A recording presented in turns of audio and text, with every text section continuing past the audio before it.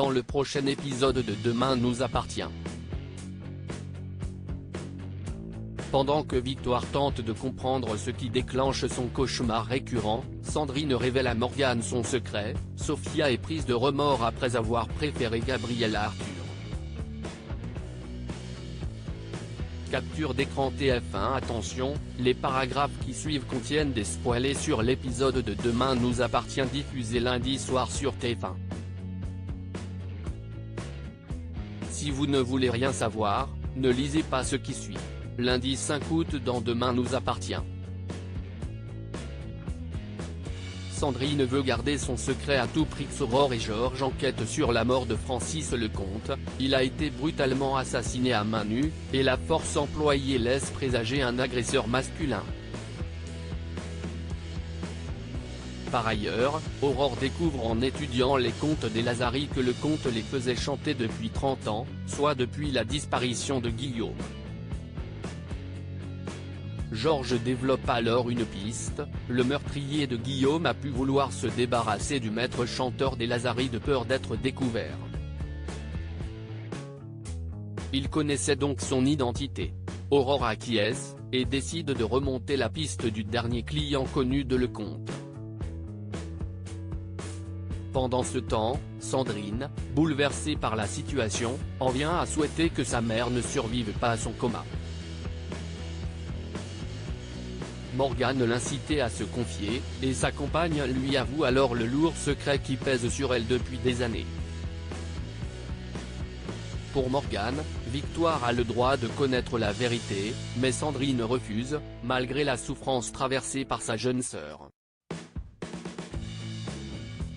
Point d'interrogation. Ne supportant plus les voix et le cauchemar qui l'obsède, celle-ci décide de se soumettre à une séance d'hypnose pour comprendre ce que son subconscient veut lui dire. Elle découvre alors un nouvel élément enfoui dans ses souvenirs. Au-dessus d'elle, bébé, et du corps ensanglanté de Sandrine, se tient leur mère, un couteau à la main. Un nouveau départ pour Clémentine. Et après avoir réussi à blanchir Olivier de tout soupçon dans l'enquête sur sa disparition, Clémentine peut enfin tourner la page. Ensemble, ils annoncent à Garance leur intention de divorcer.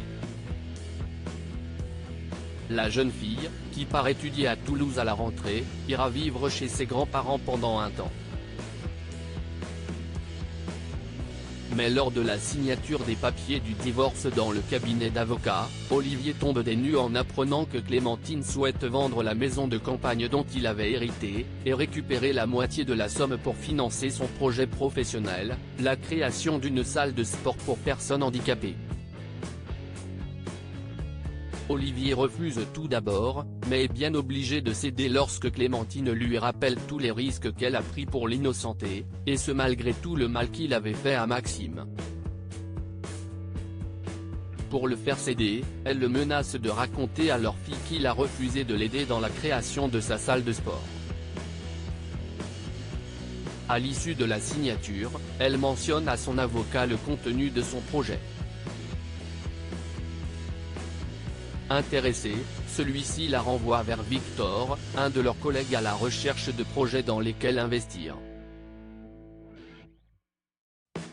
Il semble intéressé par la proposition de Clémentine, et l'invite à prendre un verre le lendemain pour en discuter. Mais plus qu'à son projet, si est à elle qu'il semble s'intéresser. Sophia redoute d'avoir fait le mauvais choix entre Arthur et Gabriel sur la plage. Manon surprend sa sœur et Gabriel en train de s'embrasser. Déçue par la tournure des événements, elle accuse Sophia d'avoir choisi la facilité en sortant avec un garçon sans personnalité comme Gabriel, plutôt que d'avoir osé sauter le pas avec Arthur qui lui plaisait vraiment. Pour Manon, sa sœur a fait preuve de lâcheté en refusant de s'afficher avec un garçon handicapé. Sophia lui avoue qu'au contraire elle pensait qu'Arthur rejetait ses avances, et trouve son caractère trop imprévisible.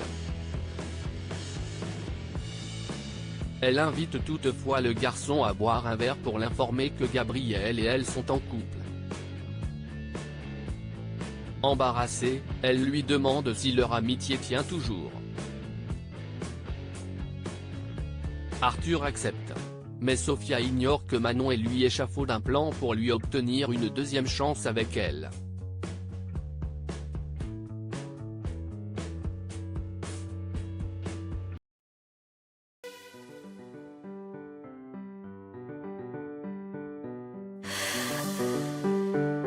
The man I love just had a heart